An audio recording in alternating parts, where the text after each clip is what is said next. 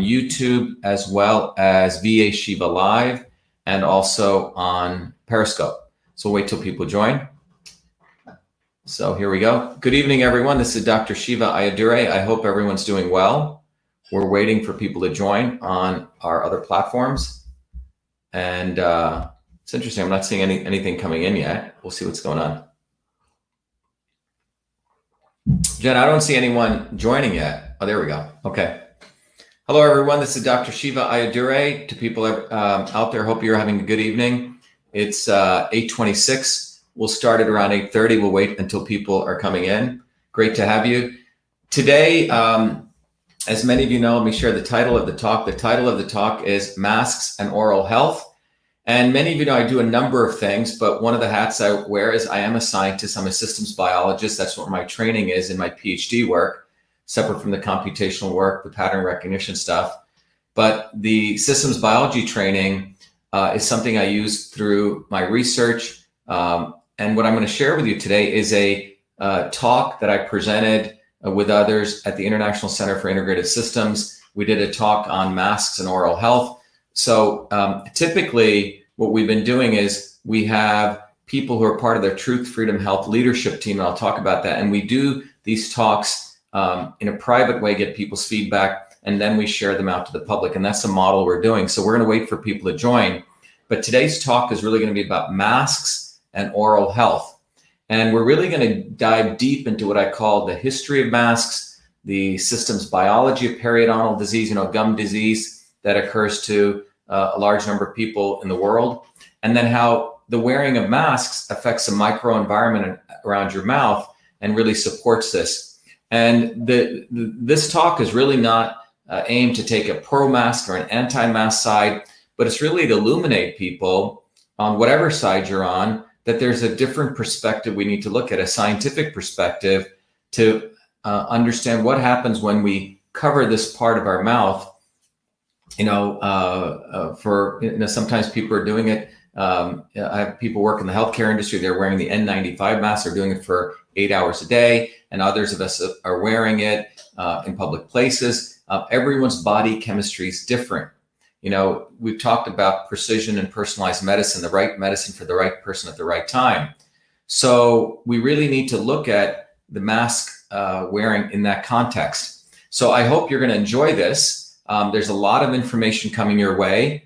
But one of the most important things we need to understand is that there are people who have been stating on one side saying, hey, look, okay, I don't know if the masks work or not, but hey, it's not going to hurt anyone. So just wear it, stop arguing with us. And then you have the other side of the world where people are saying, I'm not going to wear masks, really focused in on the First Amendment issue and the civil liberties issue. No government, no agency should be telling to force masks. So you have this dialectic. And what I want to do is to hopefully unify people with some science, which is really looking at the latest research about masks and periodontal disease. One of the most important things I want to share is that for the last 3 years, we've been doing a lot of work using the CytoSolve technology to really understand what goes on at the molecular systems level of periodontal disease, also known as gum disease. And then more recently, we started looking at what do masks do and how do they affect the microenvironment, and integrating that microenvironment changes, which could be increase in temperature, as you're going to learn, increase in acidity, and how they affect the conditions of periodontal disease. So we have some very, very powerful research to share with you today. Yes, and I'm getting a lot of comments. People are very happy with the work, the science, the math analysis our team did at the recent Arizona hearing. But today you're going to hear the systems biologist in me. Many of you also should be aware that we recently launched a very, very cool initiative. It's really the movement to support truth, freedom, and health. As many of you know, our Senate campaign, we are fighting in the courts right now to stop the decertification of the election. But our Senate campaign has extended to something much bigger, much more profound. On the website, vashiva.com, we have opened up a number of educational plans. And what I want to share with you today, if you go to vashiva.com/join, we're just in the nascent stages of starting this, so be patient with us, but we're expanding our movement, and you can go read about it. It's really an educational movement. It's about join and support the movement for truth, freedom, and health. VAShiva.com/join. I want you to listen to this video. It's really about weaponizing yourself with knowledge, and it's free to join the movement. Everyone can join in. But if you want to support the movement, we have a regular weekly workshop I'm doing to really educate what I call truth, freedom, and health leaders. And obviously you can support us. As many of you know, when you support a movement like ours, I don't want to just take money from people, but we also want to offer you education. So we have various educational programs we're doing where you can train to become a leader, train to become an educator, learning system science, learning the science of systems health, learning political systems theory. So it's a very powerful set of educational plans we put together for all of you who want to support the movement. But in fact, watching this live now, we're also starting to build infrastructure for that. So I want to let everyone know about that this is something that's coming. The VAShiva.com community we're building for truth, freedom, and health. Anyway, having said that, let me jump right into today's talk. And the talk today is really about masks and oral health. And we'll take a couple of breaks in between. I'll check in how you guys are doing, but here we go. So the history of masks, if some of you may have been involved in our small collective when we did this, but the history of masks goes back all the way to the medieval era. And as you can see in this, this picture here that was done, this lithograph probably, and it's the earliest documented use of masks was in the 17th century by doctors. They're called beak doctors, as you can see the masks they're wearing. And they used to wear these when they were treating the plague in Europe. And these masks were supposedly filled with herbs such as clove or cinnamon, as well as liquids. Many of you may know clove is a very powerful antiviral and an antibacterial. And they were meant to protect from the blight, as they called it, or airborne miasma, which was considered the cause of the plague back then. But it goes back all the way to medieval era. And I'm sure if we did longer history, we may find it in other cultures goes back even longer. But the modern era of masks development traces its history to the emergence of the germ theory, right? That all disease came from the passage of germs. And they used to call it the mouth bandage masks, as you can see on the left. And it gained popularity in the medical community around the 1890s. And the surgical masks, as you see on the left, appeared in operating rooms during the 1920s in Germany and in America. And it was initially only used by nurses and interns, but not doctors, very interesting enough, by only nurses and interns. And obviously, when the Spanish flu epidemic hit, you can go look at old articles that occurred, as you know, between 1918 to 1919. And the common people, and not just medical professionals, were mandated to wear gauze masks to limit the spread of disease. And non-compliance led to fines. Sound familiar? Public ridicule, and sometimes even jail time. But even then, the efficacy of these masks was widely questioned by the medical establishment. And what's important to understand in the context of what's going on today, this is where I believe the relevance is, there was controversy on mask wearing then. There was a pro and anti group. One position was supporting mask wearing as a way to stop the Spanish flu. There was the anti-mask league, and you can see one of the posters here. They fought against a mandatory or compulsory wearing of masks. But this, I hope, helps shape this context of today's talk.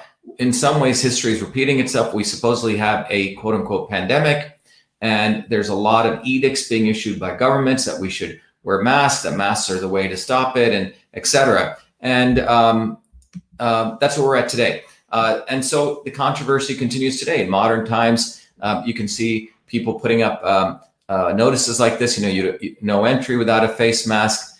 And the work that I gave, the research at the center I work with is really dedicated to applying a systems approach to go beyond the pro and anti dialectics. And a systems approach offers as a way to appreciate the complexity and to gain insight. So when you don't take a systems approach, you basically divide people on any issue. Those who believe election fraud is taking place and those who don't. Those who are pro-vaccine, anti-vaccine. Those who are pro-GMO, anti-GMO. But if you go to a systems approach in any one of these issues, you find out you can get to the heart of the issue. When in election integrity, for example, as I brought out, the real issue is a weighted race feature. That's what we should be focusing on. And that can unify people because we can talk about why is there such a feature of it exists. When we talk about pro or anti-vaccine, the real issue is the right medicine for the right person at the right time. As many of you know, my position is blanketly telling everyone to be forced vaccinated, taking a set of vaccines is anti-science. And so when you take a systems approach, you can really get at the heart of the issue. And that's what we're going to do today.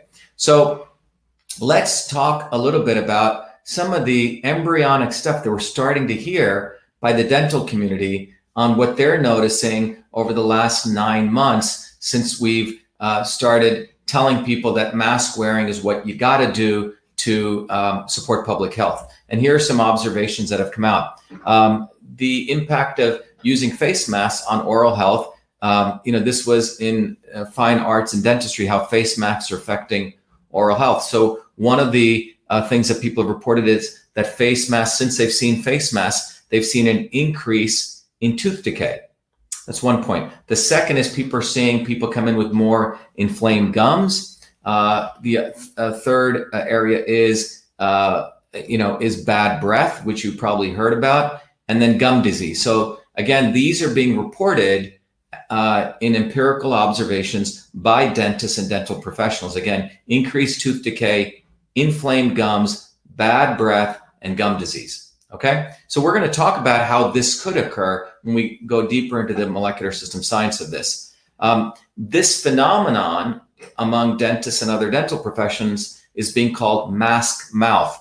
And what people are saying is if you leave this untreated, where wearing masks for several hours each day, as it says, may cause dry mouth, which in turn can lead to bad breath and possibly cavities and gum disease. And because what people are finding is people are doing a lot of mouth breathing, and that decreases the amount of saliva and increases bad bacteria.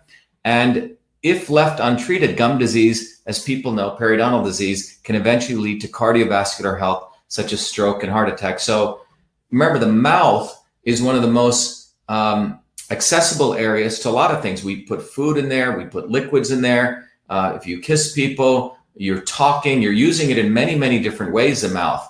And so the mouth is literally the cavity that opens up to your digestive system.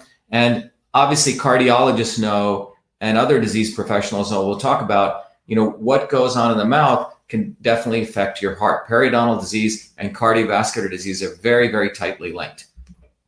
The Robert Raimondi, who I had a conversation with about a couple of weeks ago, we were trying to get him to come, but he was unable to join our center's event. But he's gone out publicly and he's saying, look, we're seeing, this is his quote, we're seeing inflammation in people's gums that have been healthy forever and cavities in people who have never had them before. Okay, so that's what his observation is. And his advice to people is drink more water, cut down on caffeine, snag a humidifier, which is moisturize your place, use an alcohol-free mouthwash, which dries the mouth, scrape your tongue, and don't smoke. So, but here's a dentist in Manhattan, and others have noticed this, that they're seeing inflammation in people's gums and cavities that they've never seen before. Let me also, this came out in the mail online, and it also talks about Dr. Raimondi and another dentist who said dentists declare mask mouth a new phenomenon as they see an explosion in patients suffering from tooth decay and gum disease after wearing face coverings. And two top dentists in New York City say mask wearing makes people breathe through their nose and subsequently cause their mouth to dry out. And when we get to periodontal disease, you're going to see what that drying out can do to the oral microbiome. This results in decrease of saliva in the mouth, which works to neutralize acid and prevent tooth decay and gum disease. So when you have saliva, your acidity level goes down. When you dry the mouth, acidity level goes up. And you're going to learn shortly, when you have a high acid environment, when you have increased temperature, that preferentially affects certain bacteria. Your mouth has a whole bunch of bacteria. In the work we've done with researchers at Harvard and BU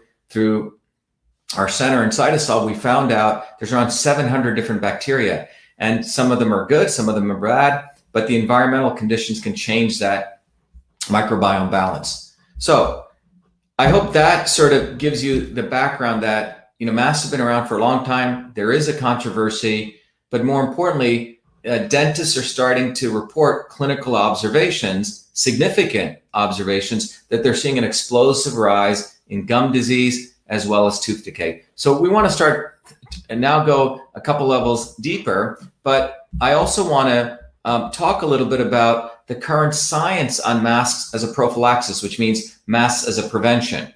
Let's really look at that because, the CDC, for example, says the use of cloth coverings to help slow the spread of COVID-19. And it really describes how to wear a face mask. It says it should fit snugly, it should be secured, it should include multiple layers of fabric, it should allow for breathing without restriction, and it should be able to be laundered and machine dried with damage or no change to shape.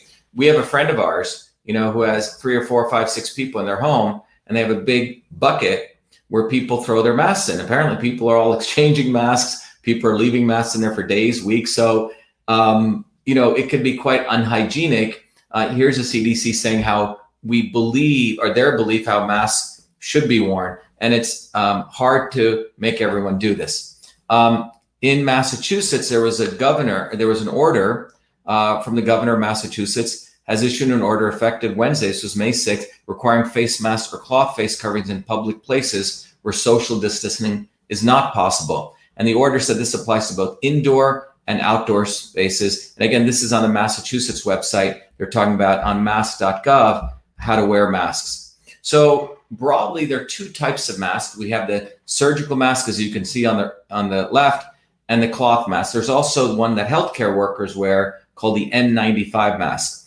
Now, the use of the personal protective equipment by the general public, as obviously, as we said, is becoming very controversial.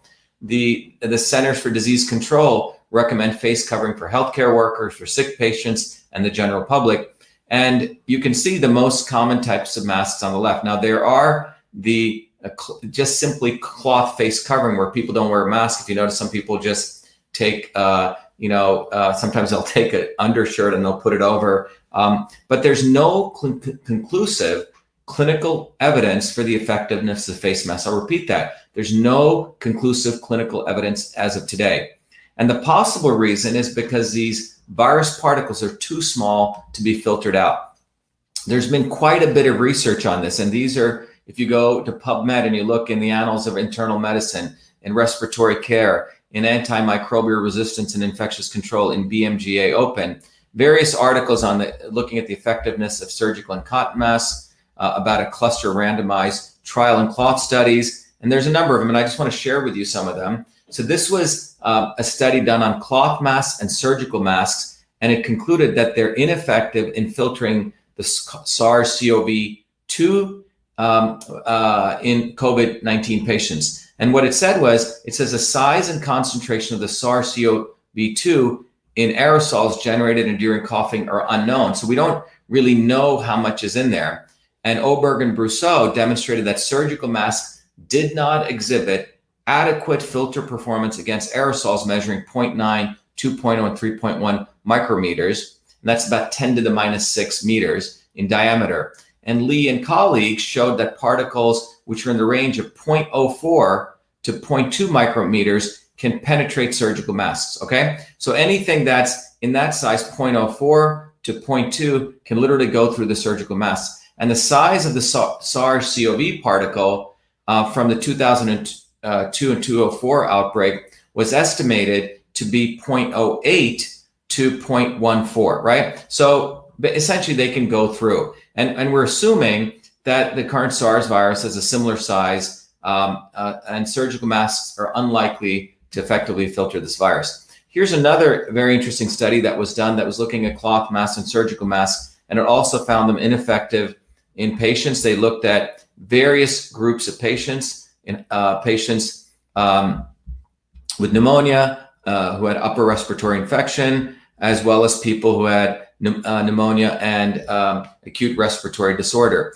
And what's interesting here is neither the surgical mask that was found nor the cotton mask was effective in filtering the virus. And this is from the Annals of Internal Medicine.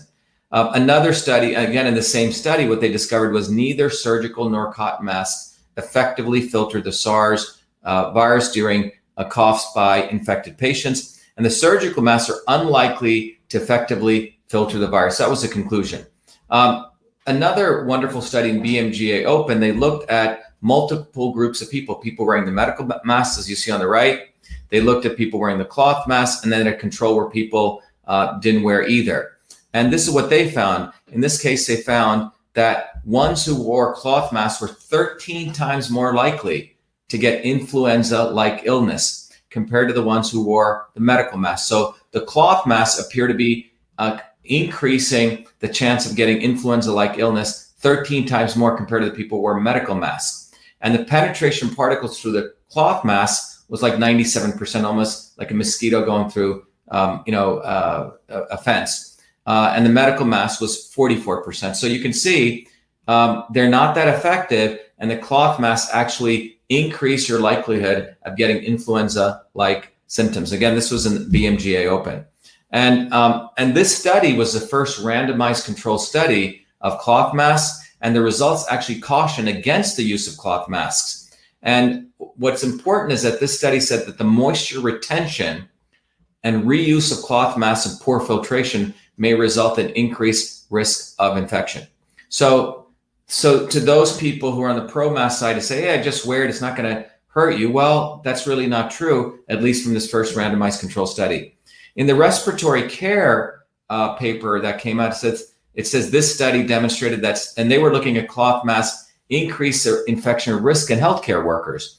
And this study demonstrated that subjects with COPD, so if you have someone who has a pre-existing condition for COPD, who had, modified, what's called dyspnea, which is shortness of breath, and they were in a particular scale, let's say greater than 3 and less than 30%, the predicted wear was N95 wears only with care, right? So if you're going to be in the healthcare industry and you have shortness of breath, you should be very careful about wearing the N95 mask for long periods of time. In fact, this study has said if you wear it longer than 2 hours, at a time, you should be very, very careful because those masks really cover your face very, very tightly. So there's a lot of other evidence from studies where wearing the N95 masks for prolonged period greater than an hour, these are what the healthcare workers wear, can risk of headaches in people prone to headaches. And for those with COPD, wearing the N95 mask increases shortness of breath and breathing comfort. Wearing the N95 mask for up to 2 hours did not affect those with coronary heart disease. So if you had COPD, it's going to affect you. But if you wear it up to 2 hours, it wasn't going to affect you if you have coronary heart disease. What's important to understand is that, we are sucking in oxygen, we're breathing out CO2, and the gas exchange is what's important, the ratio of that gas exchange. One of the studies also found that the gas exchange was changed, and it affected pregnant women, were affected after about an hour of use. And finally, wearing the N95 mask induced a mean 37% reduction in the air exchange volume in elderly people. So the actual volume of air that was exchanged in elderly people was reduced by 37%, it's close to 40%. So people with illnesses like chronic lung disease, heart disease, stroke, and pregnant women, it also reduced them, not only in the elderly, but people with some of these pre-existing conditions. Okay, so in the antimicrobial resistance and infection control study, what they showed was that breathing through the N95 mask materials have been shown to impede the gas exchange, right? So which means how much CO2 and O2 in the normal ways that they're exchanged. And it also imposes an additional workload on the metabolic system. So you have obviously a barrier. So you have to, it's changing the workload on your breathing. And so particularly for pregnant healthcare workers. And so this needs to be taken into account, the study said, in the consideration of guidelines for these kinds of masks. The benefits of using the N95 mask to prevent serious emerging infectious disease, the study said, should be weighted against the potential respiratory consequences associated with extended N95 respiratory usage. So this is really the fundamental view here, is that we really need to consider this balance, right? You're telling people, okay, wear the mask to mitigate risk, but is the wearing of the mask going to cause other disease upon the individual wearing them. And so that's really the fundamental question. It's a risk reward piece. And so in that context, we're going to really talk about oral health. It hasn't really been talked about. I think we're the first study in the world that's really going to discuss it at the molecular systems level. The dentists, as I just shared with you, have talked about it, but this is the first time we're going to go down into that level. So in summary, when you look at the masks, the CDC and the state governments are recommending and demanding masks. In fact, they're imposing fines. And the masks are recommended are medical masks and cloth masks. That's what they're recommending. The N95 masks are for healthcare workers. And the medical masks and cloth masks are unlikely, as the research shows, to be an effective barrier against virus transmission. So you have the governments telling people they got to wear masks. The research is showing it's really not an effective barrier. And then we're finding for healthcare workers that the N95 masks, disturb the O2 CO2 exchange. So if you're elderly, pregnant, you got pre-existing conditions, heart disease, you got to be very careful wearing them over 1 or 2 hours. And then finally, the mask wearing cycle, there's an antisocial piece. And we haven't really discussed the long-term effects of what the social isolation leads, to people. But we do know, as I've shared in another talk, when you socially distance people and you isolate them and you make them feel psychologically bad, there's sufficient research going back to 1988, the work of Stephen Cole, that it downregulates. Your body is a chemical factory. When you're isolated, when you feel distance from other people, when you're depressed, your body will actually increase inflammatory compounds, which is not good. And your body will not produce the antiviral compounds that it's capable of producing. When you laugh, when you have fun, when you have love in your life and you have connections with people, your body boosts the immune system. So there's this whole psychological aspect too. Okay. So that's really what I can share with you today on the research. It's not a lot of stuff that's coming from, there's no clinical evidence showing that they're effective, but there is emerging clinical evidence showing that they could actually be harmful for certain categories of people, as I've just shared. So now what I want to now move on to is the systems, oral health as a systems problem. So we need to look at the mouth, not just as a mouth, but the mouth is connected to your head. It's connected to your gut. This is where your innate immune system exists.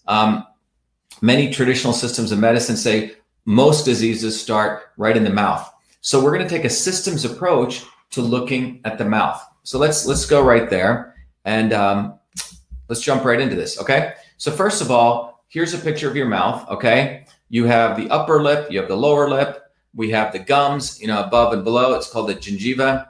We have the hard palate, which is on the top of your mouth. You have the soft palate in the back. You have the, what you call the little tongue back there, the uvula. You have the tongue, and then you have your gums down here. Okay. So what's important to understand is, from a systems approach, the health of your, the oral health really emerges from the interaction of all these things. It's not just any one thing. You can't just be looking at pieces. It's the interaction of your bone and your teeth. It's the interaction of your soft tissue, which includes the gums, the cheeks, right? Your tongue and the salivary glands, and your oral microbiome. So it's the tissue and the oral microbiome. So what we mean by that is, it's not just the parts of your mouth and the tissue, as I just mentioned, but your mouth is composed of bacterial colonies. I've talked about before, we have 6 trillion cells in the body. We have close to 60 trillion bacteria all throughout our body, called the microbiome. We've identified about 700 particular bacteria in the mouth, but we have 60 trillion bacteria, and we have about 380 trillion viruses. So we're actually a walking germ factory when you want to think about it. So the health of your oral health is not only the tissue, your bone and your soft tissue, which includes these pieces, but it's also the interaction of all these gut bacteria, the oral bacteria. And this is the heart of really understanding the effects of masks. So here are some of the common oral diseases. You have teeth disease, you have gum disease, you have oral cancer, and you have nomas, ulcers people get. Under teeth diseases, you call them caries, right? When you get tooth decay or cavities, or some people, the teeth diseases could be, just teeth sensitivity. You can't drink certain cold fluids. People have sensitive teeth. This is all under the rubric of teeth diseases. You also have gum diseases with gingivitis, where you literally get inflammation of the gums. And then you have a more adverse form of that, periodontitis, where you have chronic inflammation of the gums. people's gums bleed, they floss, they bleed, they brush their teeth, they bleed, and that's not a good place to be. You also have oral cancer. Some people who smoke, or chew tobacco get this. And then you have actually ulcers that form. But these are really the 4 groups of the common oral diseases. And the oral health, from a system standpoint, really drives your overall health. So I really can't overemphasize this. Your mouth really drives a lot of your entire health. And I think the public health professionals, the doctors, and those of us really wanting to have a real scientific discussion about masks as a way to public health really need to understand this part of your mouth affects many, many diseases, the state of that area of your mouth. So for example, heart disease, poor oral hygiene increases risk of heart disease by 70%, because the inflammation caused by periodontal disease may be responsible for the association. And you talk to cardiologists, more of the awakened ones are really understanding. Diabetes, it's been shown that when you have severe periodontal disease, that can increase blood sugar and contributing to increased periods of time when the body functions with a high blood sugar. Osteoporosis that can lead to tooth loss because of the density of bone in the mouth that gets affected. Hypertension, gum disease, more and more evidence shows it worsens the blood pressure and interferes with medications that treat hypertension. Obviously, the stress, affects the immune system and reducing the body's, defense against the bacteria that can lead to gum infections. So if you're massively stressed out, socially isolated, you're going to affect the mouth disease. COPD. So poor oral health can directly contribute to a variety of respiratory diseases. No one thought this was connected. Oral health and lung health. And this can induce chronic COPD. So on the one hand, you have people who have COPD telling them to wear masks. That's going to affect their oral health. Alternatively, the oral health is going to have a negative feedback or positive feedback, and it's going to increase more of the COPD levels. Preterm and low birth weight, women with gum disease, so women should listen to this carefully, are 7 times more likely to deliver a preterm baby with low birth weight. Glaucoma, quite interesting. Eye disease, oral infections can trigger a series of events where the bacteria from an inflamed tooth, can spread to the optic nerve. So that's why this part of the mouth is so important, that what occurs here affects many other things. Pancreatic cancer, people with high level of specific oral bacterium are 59% more likely to get this type of cancer.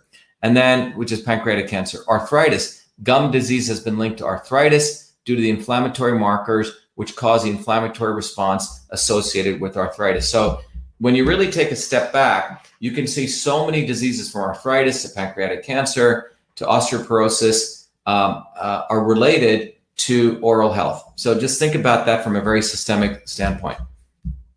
Okay, so let's talk about the oral microbiome. If you notice in the slide here, we talked about the oral tissue, but I want to really now focus in on the oral microbiome, which is really something that's very fascinating area of science. We're just learning a lot of stuff still. We're learning a lot of stuff of these critters that live in our mouth.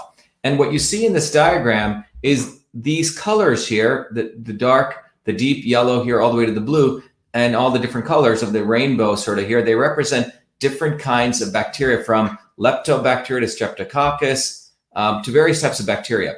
And the mouth has various types of diversity. And I'm just looking at this little piece of the mouth right on the tooth here, and you can see the microscale zonality within the oral site. So these bacteria, just in this little piece of the tooth that you're seeing here, in the bottom of the tooth, you have a lot of one kind of bacteria. On the side of the cheek here, you have other kinds. But you can see that the oral microbiome is, first of all, it's crucial to maintaining oral health and systemic health.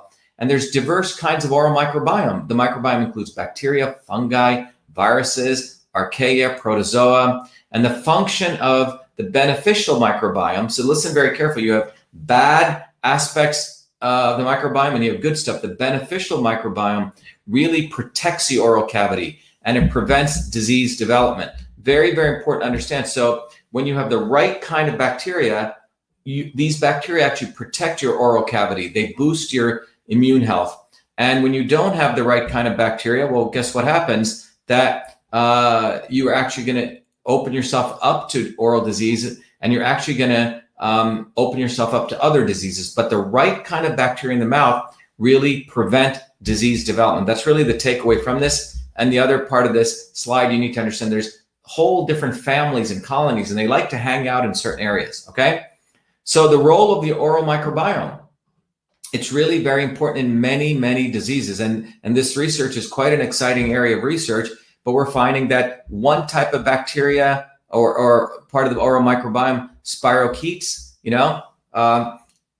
Lyme disease, a certain type of spirochete, it affects Alzheimer's disease, periodontitis, right? It's a gingivalis, P. gingivalis, that, and there's a whole different set of bacteria here. I'm not going to bother you by pronouncing all of them, but this affects literally periodontitis as well as dental caries in your mouth, both in the gums as well as tooth decay.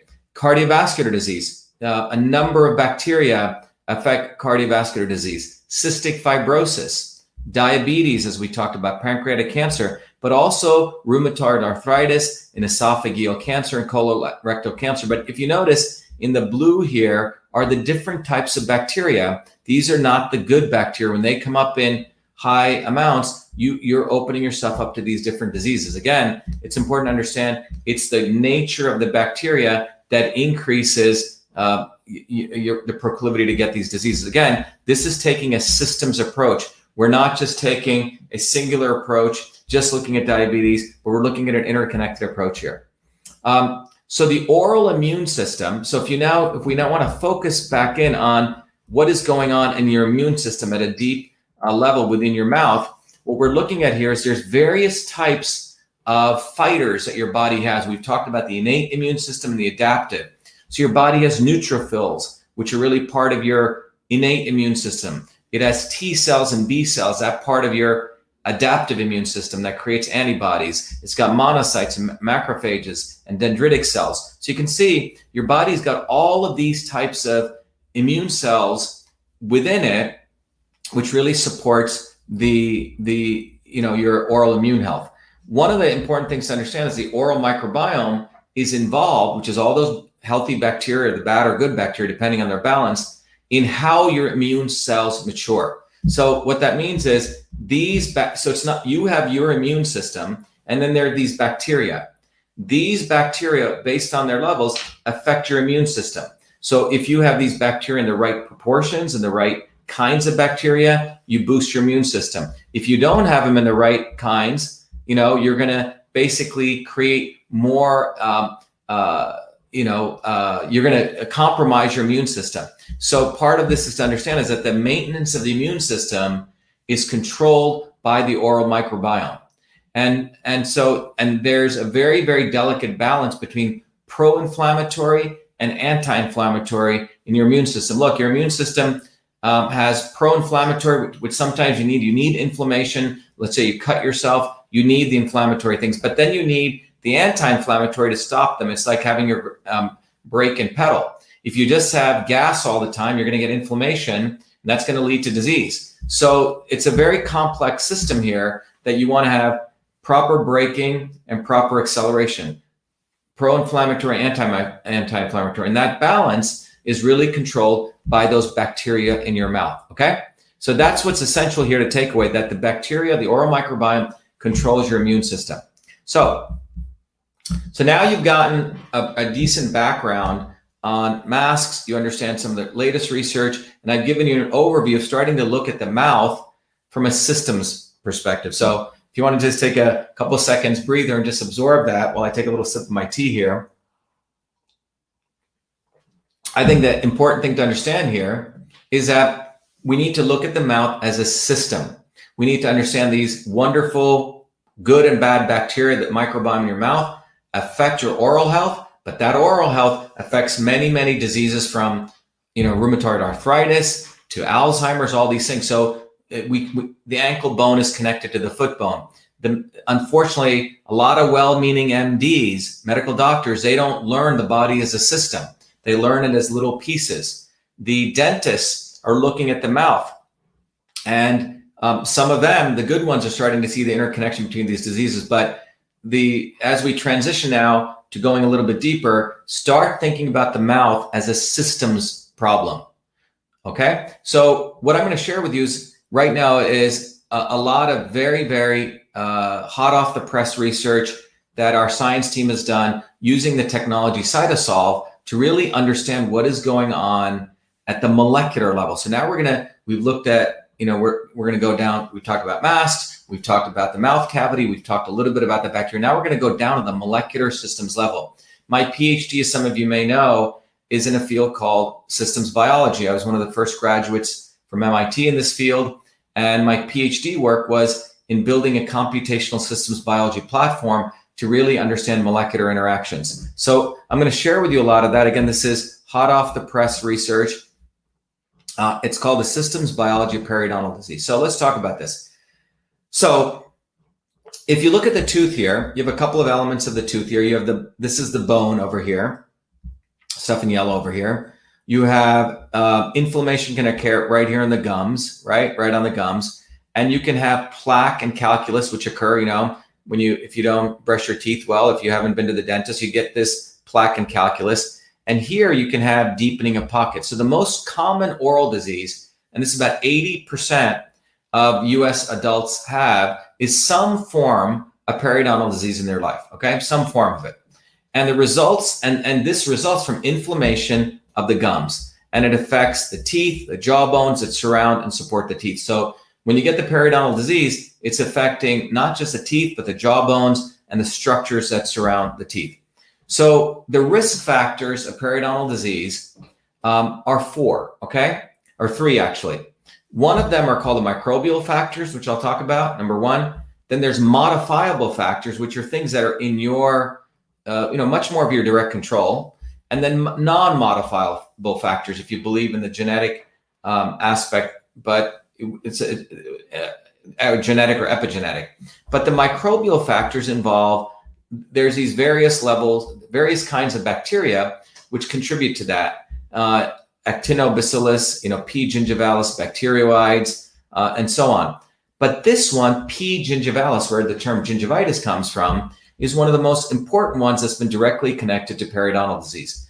The other factors that you can control are people smoke or diabetes or cardiovascular disease, certain drugs, antihypertensives, the antihistamines, the narcotic analgesics, and the sedatives. These have been also shown to directly affect periodontal disease. And then people may call this non-modifiable factors, but osteoporosis, certain hematological disorders, and hormonal fluctuations can actually affect it. But there's really these three groups, okay? But today's talk is really going to focus on the microbial factors.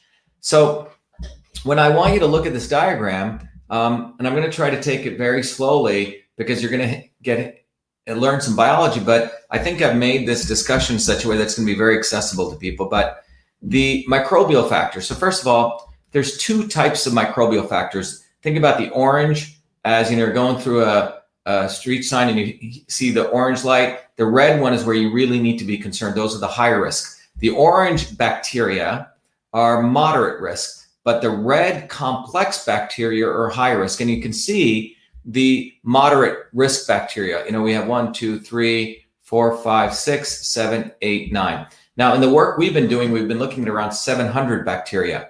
But you can see from Fusobacterium nucleatum all the way down to Campylobacter rectus. There's a whole bunch of them here. These are the bacteria that moderate risk. But the real ones that are very closely associated with periodontal disease are Tannerella forsythia, P. gingivalis, and T. denticola, okay? Those are the high-risk ones. And just keep an eye on these because the three that we're going to talk about on the right side are going to keep showing up in the discussion. Now, lactic acid bacteria, so there's two types of bacteria here. The mutualistic, the ones that support the good bacteria, and the parasitic symbiosis, okay? So you have good bacteria, just to be clear, and the bad ones, right? So it's like a seesaw. You're trying to maintain them. So let's talk about this a little bit deeper. So there's a microbiome balance. So now the lactic acid bacteria produces antimicrobial proteins and bacteriocins, okay? So the lactic acid bacteria, you can think about it, are the good bacteria, right?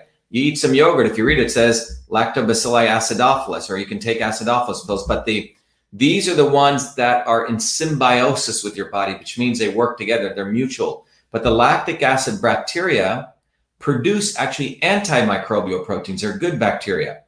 And these bacteria, the green ones on the left, this little oranger with the hammer at the end, if you can't see that, these actually, these are the antimicrobial proteins, AMPs, and bacteriocins. They stop the parasitic ones, the gram-negative bacteria. So these are called the gram-positive bacteria, and these are the gram-negative bacteria. So you have more of these bacteria on the left side over here. You're going to stop the proliferation of the ones on the right. So I hope I'm being clear on that, okay? So there's a balance. Obviously, the more good bacteria you get, you stop the bad ones which want to eat away at your body. They're the parasitic ones, okay? And again, going a little bit deeper, the mutualistic symbiosis, which means Streptococcus sanguinis means healthy, they create a healthy periodontum, right? They create healthy structures in your body which support your oral health, okay? So these bacteria support your oral health. The parasitic ones, so if you have a lot of these, they're going to reduce these, okay? Because there's a reduction of the gram-positive bacteria. So if you reduce these, you're going to get more of these, okay? If you have more of these, you're going to get less of these. These three bacteria, I mean, there are others, but the three I want you to focus on, these three, Treptonema denticola, Tenerella forsythensis, and P. gingivalis, these are the ones that cause periodontal disease. They're the ones that cause the subgingival pockets, okay? So the ones on the right, those three bacteria, if you want to take three away from this talk, you can just simply call it T. denticola, T. forsythensis, and P. gingivalis, okay? These are ones that cause periodontal disease. You got a lot of these, you're going to stop them. You don't have enough of these, you're going to create this, okay? That's a key takeaway.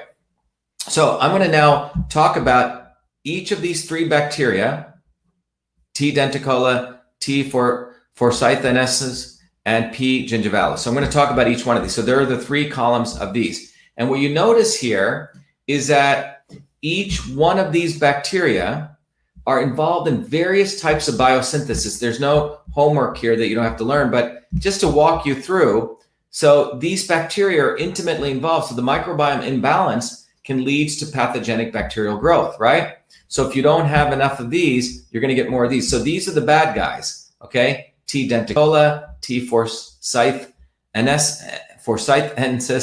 and P. gingivalis. So you can see this bacteria supports flagella biosynthesis, okay? It engages in ABC transporters, iron transport, cation transport, lactate transport, citrate. These are all different kinds of biological phenomenon in your body. And this bacteria affects all of these phenomenon.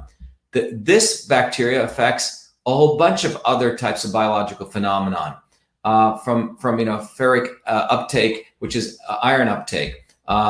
It affects various types of proteases in your body, all right? And the P. gingivalis affects biotin synthesis. It affects, all these other kinds of phenomena. You don't need to learn this, but the point is that these bacteria are not just, hanging out by themselves. They actually affect biological function in your bodies. So these bacteria, when they're there, they're actually affecting many different biological processes in your body. That's what's important to take away from this slide here, okay? So now the microbiome imbalance, when you have imbalance in the microbiome, that's when you get virulent effects taking place, okay? So for example, these enzymes, right, they decrease fat phagocytosis, an invasion of chemotaxis inhibitors, and they make sure bone resorption takes place, and you have immunoglobulin proteases. The bottom line is that the microbiome imbalance literally leads to all sorts of virulence factors in your body. And what I did here was I wanted to just show you in a very simple way.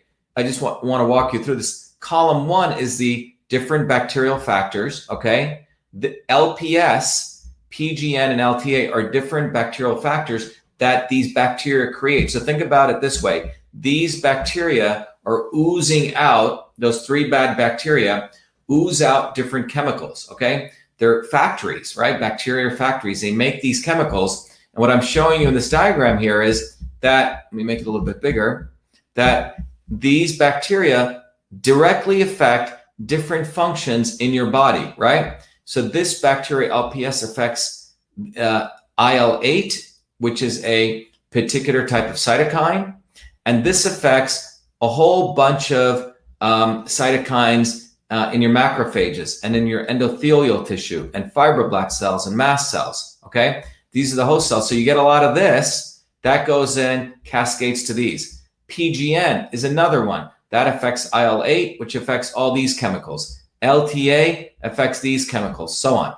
So, and this is a good diagram that really helps you understand how all these are interconnected. So let me walk you through this. It may look complicated.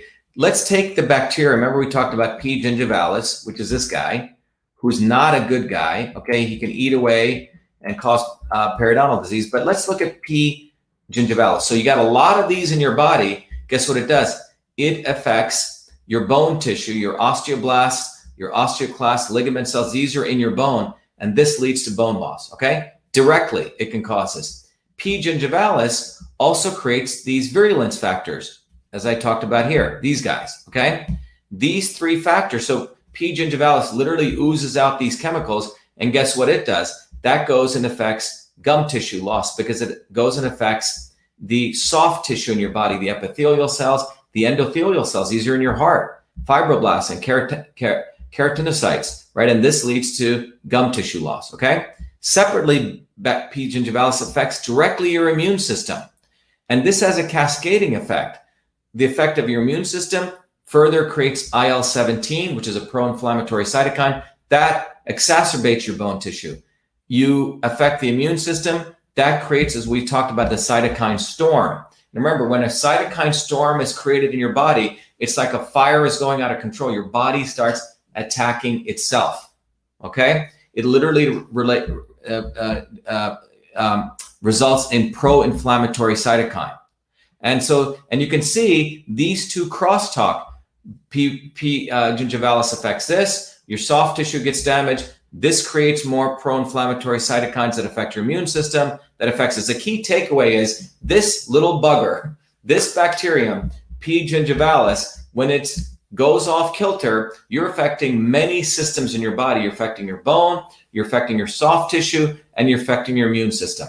So just look at that for a little while. That one bacterium in high levels, P. gingivalis, bone, your soft tissue, and your immune system. You create inflammatory events, and that's where you are affecting your oral health, okay? Let's continue. So the molecular pathways affected by bacteria, okay? So now we're going to talk about we're getting down to the systems biology. Again, this is a lot of research we're sharing, all new, that there's 3 different systems you're affecting: gum, bone, and the immune system, okay? As we talked about here, gum, right here, bone, and your immune system. So that's in first column. The virulence factor is gingipans, flagellin, and LPS. These are all put out by this, okay? This bacterium puts out these chemicals. These chemicals, gingipans affects your gum, flagellin affects your bone, and LPS affects your immune system. How does it affect it? Well, gingipans upregulates this chemical, IL-6, IL-8, and IL-B. This leads to inflammation in your gums. Flagellin affects this chemical called rancol that causes bone destruction. And then you have LPS, which results in TNF-alpha, and that causes inflammation and the recruitment of immune cells. So the key thing that you want to see, it's a very nice diagram here. As you can see, you have the gum, you have the bone, and you have the immune system.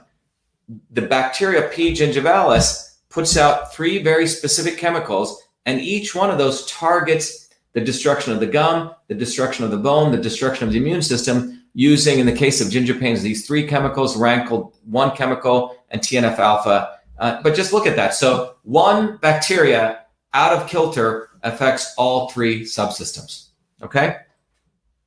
Quite destructive what can happen with just one bacteria being out of kilter. Now, what we've done, in our research, and again, if Twitter is watching or Facebook's watching, what we're sharing here is research fundamentally showing that the periodontal disease is a systems disease, okay? And periodontal disease is affected by gum health. And this research we're sharing for the first time with all of you.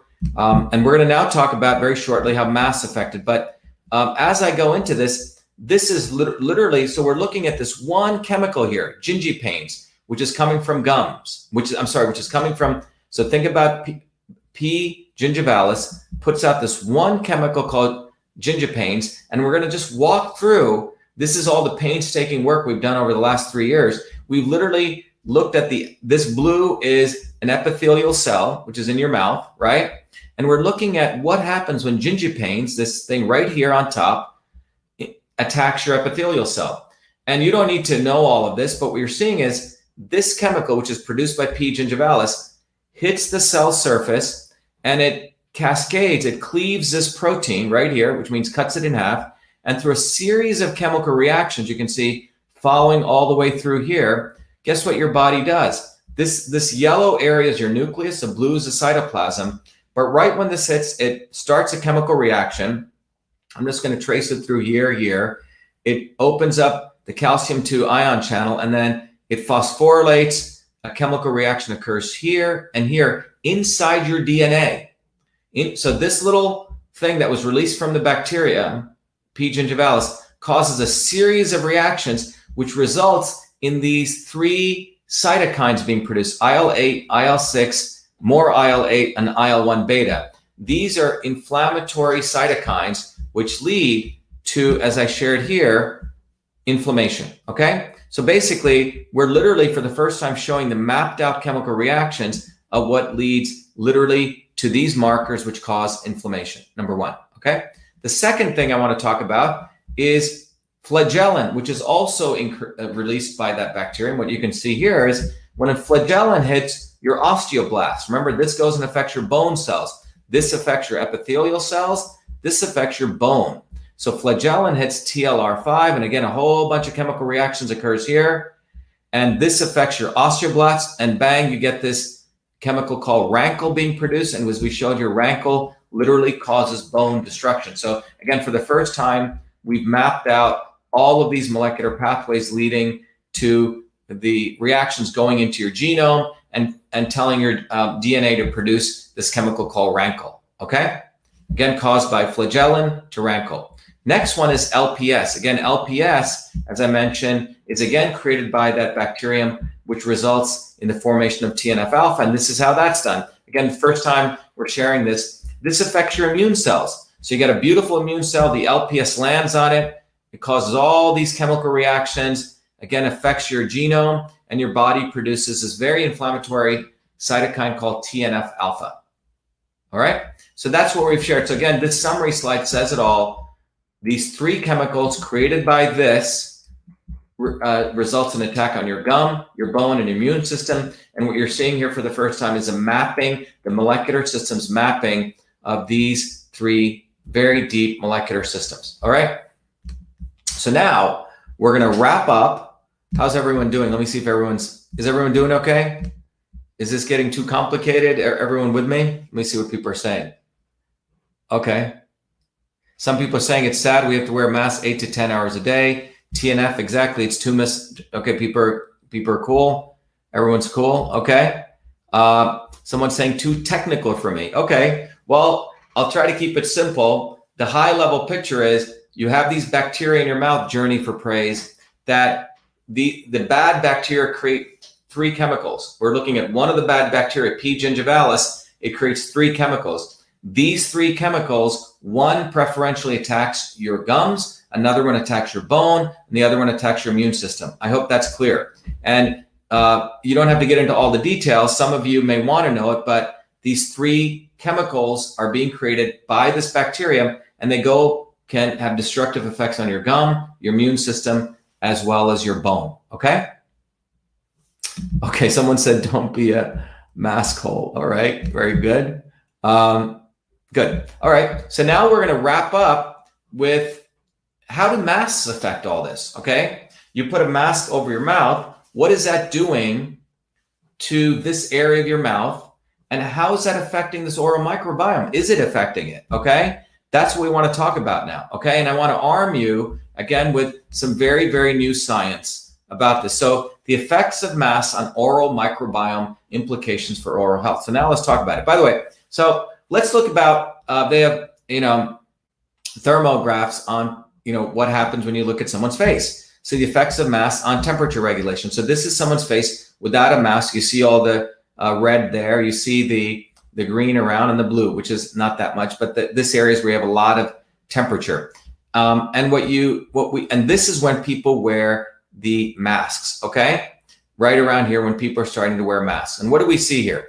Wearing face masks creates a microenvironment around the mouth and the nose. So what you're really doing is you're literally creating a little area around this area, right? I've put something here. So now the free mouth nose area has something covering it. And this creates what we call a microenvironment. It's like literally you're creating a dome around this area. You're building a little structure here. And what is that actually doing? So this micro environment, first of all, it impacts the heat exchange significantly, right? You're not, obviously, if you didn't have the mask, right, you would have free flow of CO2 and O2. You're changing that, as that one research showed. The other thing that we're going to do is we're actually going to change the temperature, right? That's what's called a heat exchange. HVAC guys know this, okay? Now, the respiratory heat loss, which means, when you breathe out, you're also getting rid of heat in your body, right? You breathe in and you breathe out, you're getting rid of heat.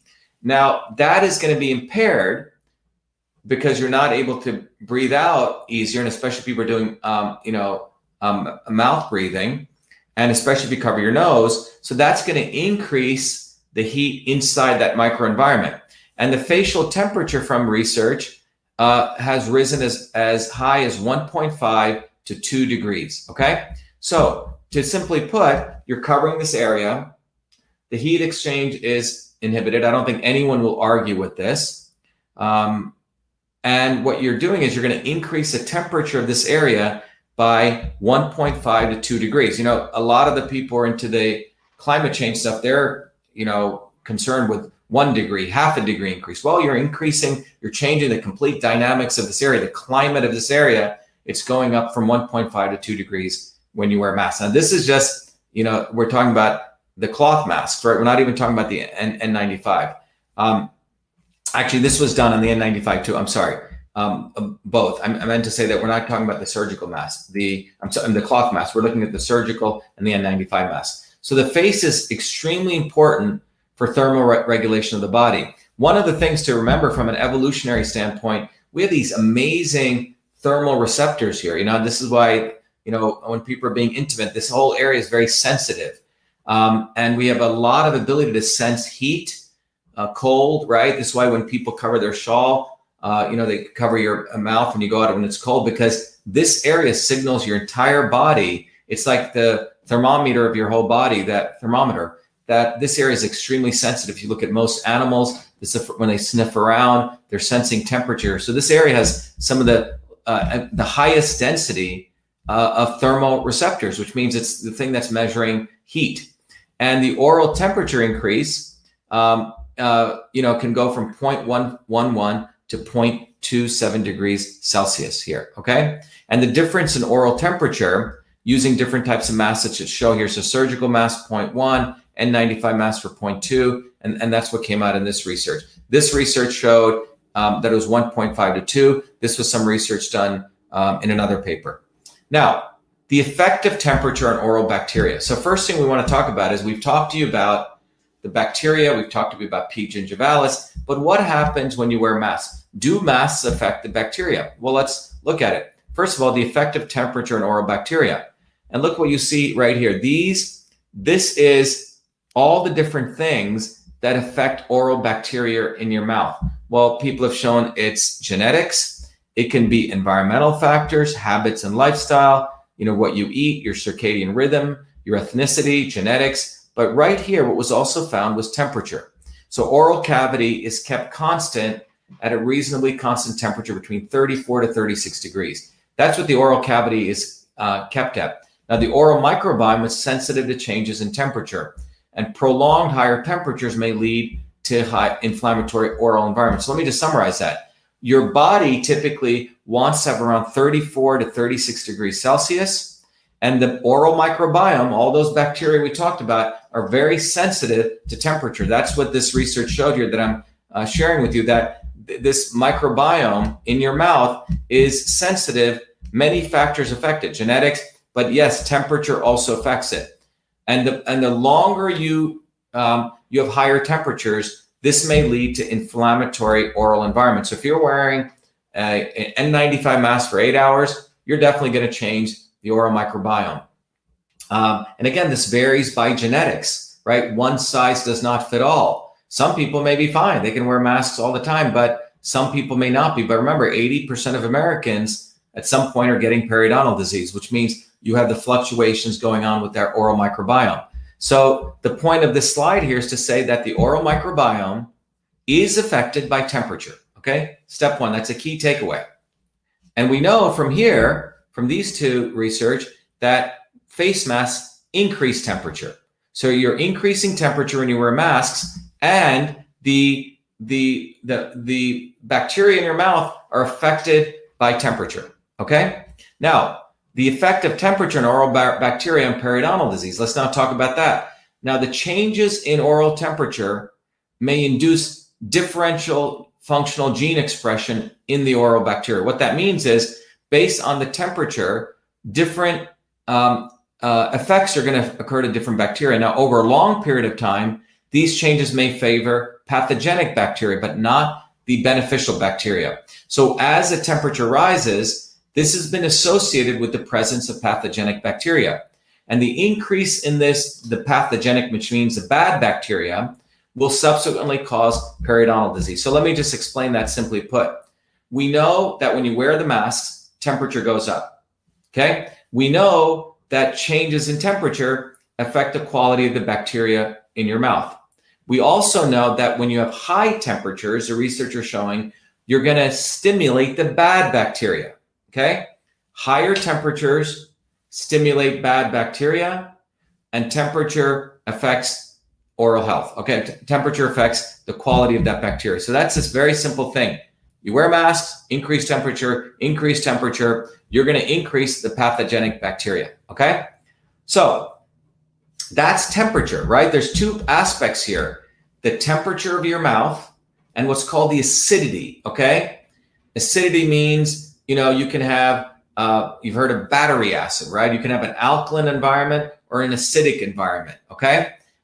People talk about, you know, eat greens and leafy greens. You increase the alkalinity of your body. You eat certain foods like coffee, you increase the acidity of your environment.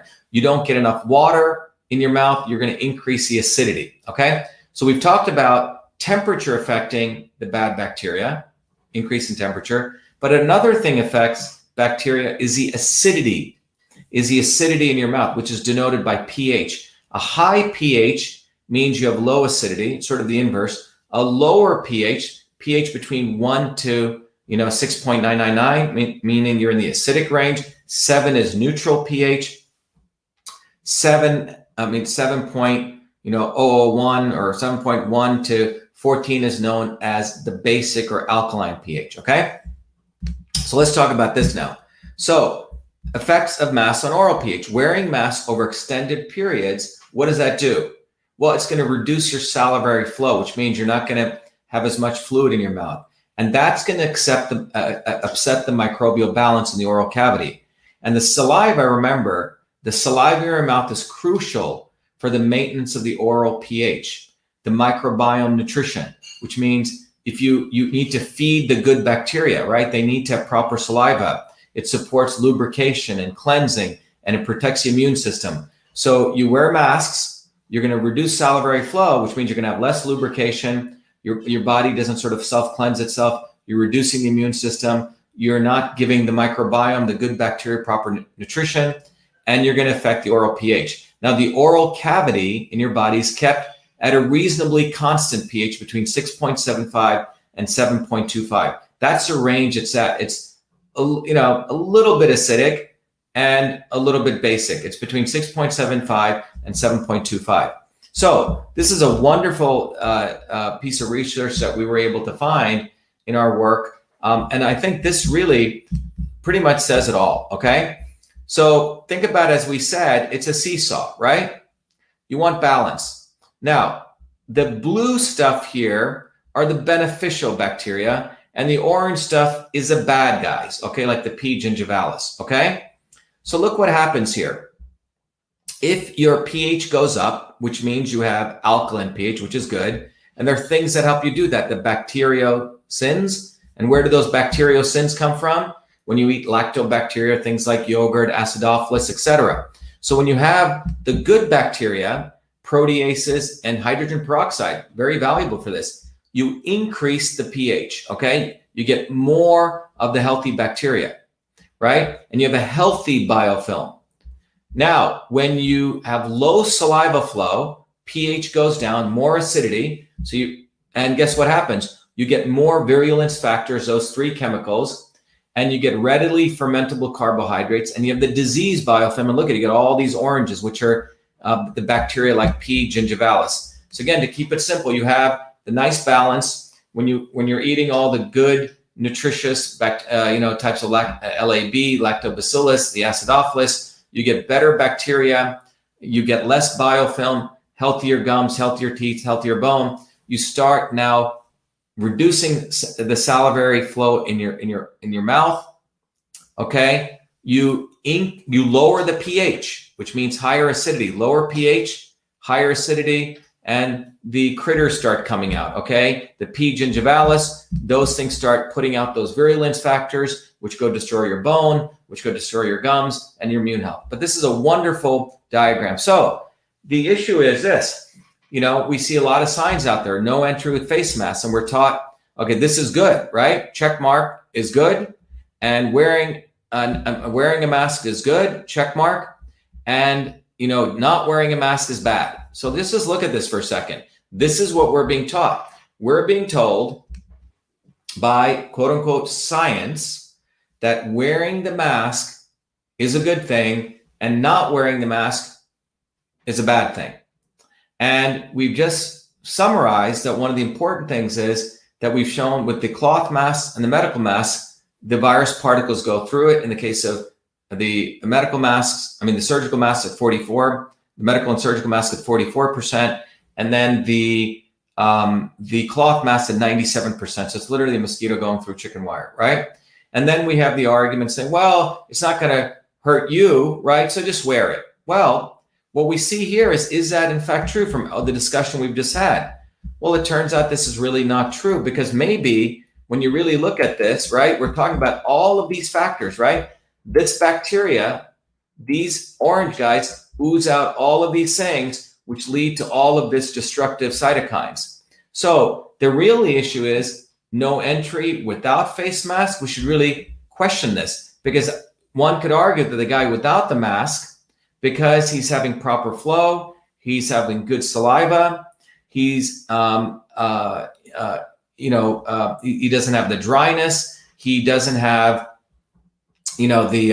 as we talked about here. Let's go back to this. We're talking about the pH, and we're talking about the temperature increase, right? So two things. In this condition, you're getting your body temperature is the same, and your pH is alkaline. Is this, one could argue, this is a better situation than this situation?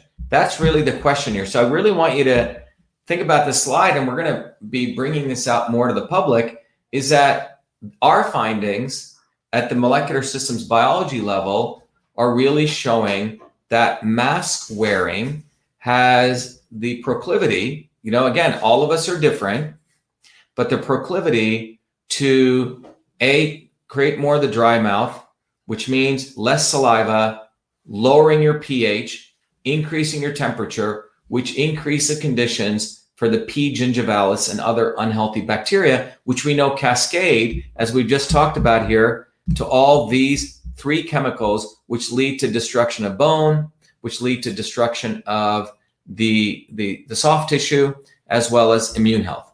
So that's really the question. So what are the implications for oral health, as we talked about? Well, if you have these bad bacteria or oral microbiome are off, you're setting yourself up for all these different kinds of diseases. And this is why I hope you're being armed with this. So when governments are mandating us to wear these, this is good for you.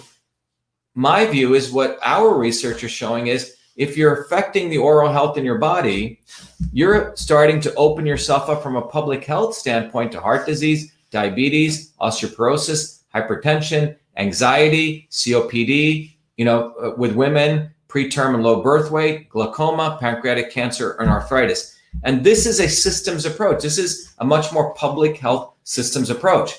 This is a problem with most of medical doctors who learn medicine. They don't look at the elephant, they see a little piece of it.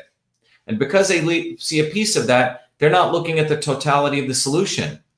And as I've always said, maybe we should talk about boosting the immune system versus just telling people, I'm going to vaccinate you. I'm just going to give you the mask here and we're done. It's sort of basically an adolescent solution. What we're talking about here is that the mask wearing, from our research, again, hot off the press, increases temperature, which we know by fact, lowers pH, increases acidity. These two phenomena, these two gears, are going to increase the proliferation of bad bacteria in your mouth.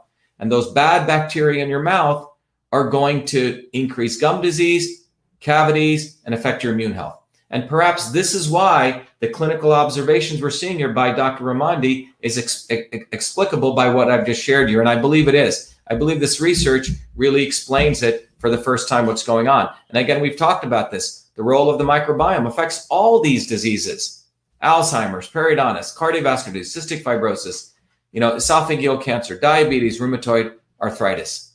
So there you go. Okay. When we take a molecular systems approach, we start finding out the truth about masks and oral health. And what I've shared with you today points to the fact that anyone who tells you, oh, just wear the mask, it's not going to, just wear it because it's not going to hurt you. Well, it's not true. It's not true. The emerging clinical data from dentists who are speaking up about this shares that they're seeing an explosive growth in gum disease and periodontal disease. And then we're also seeing what I've just shared with you here. We have a molecular systems biology explanation for this. So this is not just, some baseless stuff. This is not conspiracy theory. This is actually science. And let's open it up to questions. Jen, if you're there, if you can help me a little bit with questions, what do we have here? So what do we have? Thank you. Someone said, thank you, Dr. Shiva. I knew that intuitively. Exactly. You probably know this. I don't think we see a lot of animals wearing masks. Someone said this: we need to sue. We need mass sue the government. Look, if the government truly cares about public health, I would say let's really talk about boosting the immune system. Vitamin D3, vitamin C, iodine, vitamin A, zinc, quercetin, these kinds of things, which really boost the immune system. Instead of talking about that, simply telling people to wear masks all day, simply telling people to get ready to be forced vaccinated, this is not scientific. This is really sort of, frankly, reductionist science at best and fake science at worst. What else do we got? Why do Fauci and Gates start population? Why don't start the population by killing themselves first? That would help. They could lead by example. Okay. What do you think of lactobacillus that's in products like Goo Belly? Look, the bottom line is the healthy bacteria people have known for centuries in traditional medicines, the fermented foods, the sauerkraut, the yogurts, the kimchi.